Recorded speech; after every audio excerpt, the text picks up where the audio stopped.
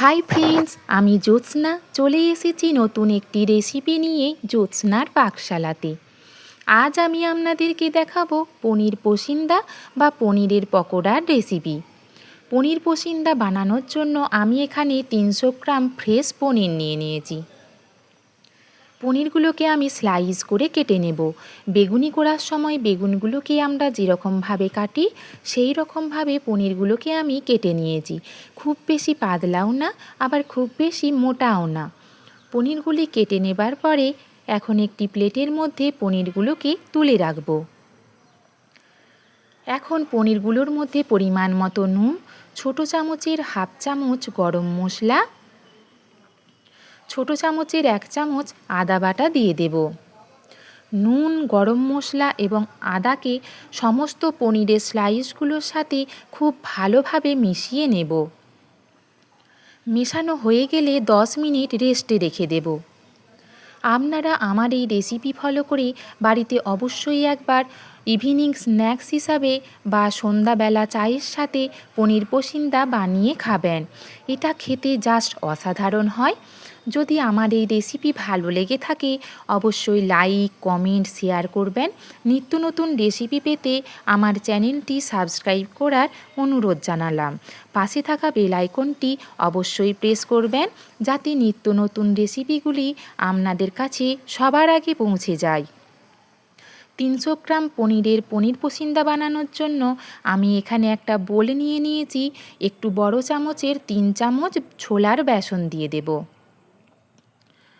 বেসন দিয়ে দেবার পরে তাতে পরিমাণ মতো লবণ দেব। ছোটো চামচের হাফ চামচ কালো জিরে, ছোটো চামচের 1 চামচ লঙ্কার গুঁড়ো, খুব সামান্য পরিমাণে হলুদের গুঁড়ো। সমস্ত উপকরণগুলিকে শুকনো অবস্থায় বেসনের সাথে খুব ভালোভাবে মিশিয়ে নেব। মেশানো হয়ে গেলে অল্প অল্প করে জল দিয়ে একটা ব্যাটার বানিয়ে নেব, যাতে এর মধ্যে কোনো রকম লাংস বা দলা না থাকে। জল দিয়ে বেসনের গোলাটা বানিয়ে নেবার পরে 8 থেকে 10 মিনিট ধরে বেসনটাকে খুব ভালোভাবে ফেটিয়ে নেব।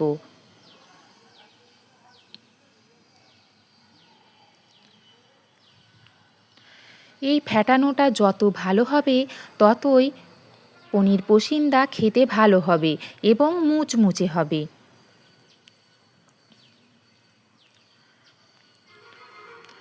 সমস্ত উপকরণগুলি খুব ভালোভাবে মেশানো হয়ে গেলে আমি এর মধ্যে খুব সামান্য পরিমাণে 1 চিমটি পরিমাণ খাবার সোডা দিয়ে দেব।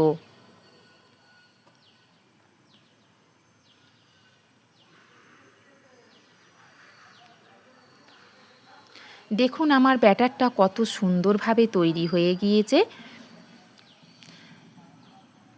খাবার সোডা দিয়ে দেবার পরে আরও 2 মিনিট ধরে ব্যাটারটাকে আমি খুব ভালোভাবে মিশিয়ে নিয়েছি।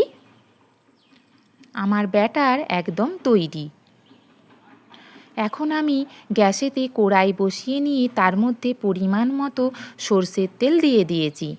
আপনারা সরষের তেলের পরিবর্তে সাদা তেলও ব্যবহার করতে পারেন।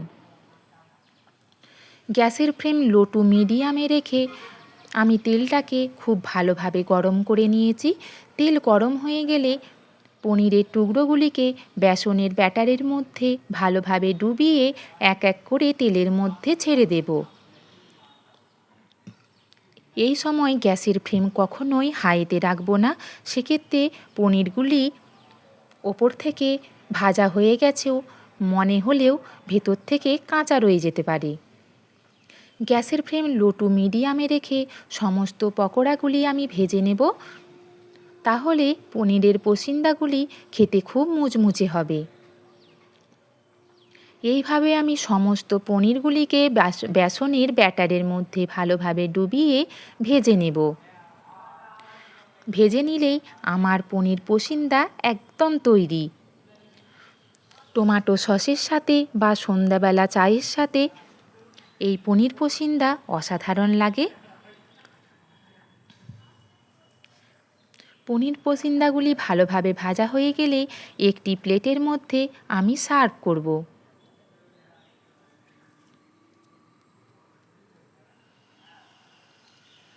আপনারা বাড়িতে অবশ্যই একবার এই রেসিপি বানিয়ে খাবেন।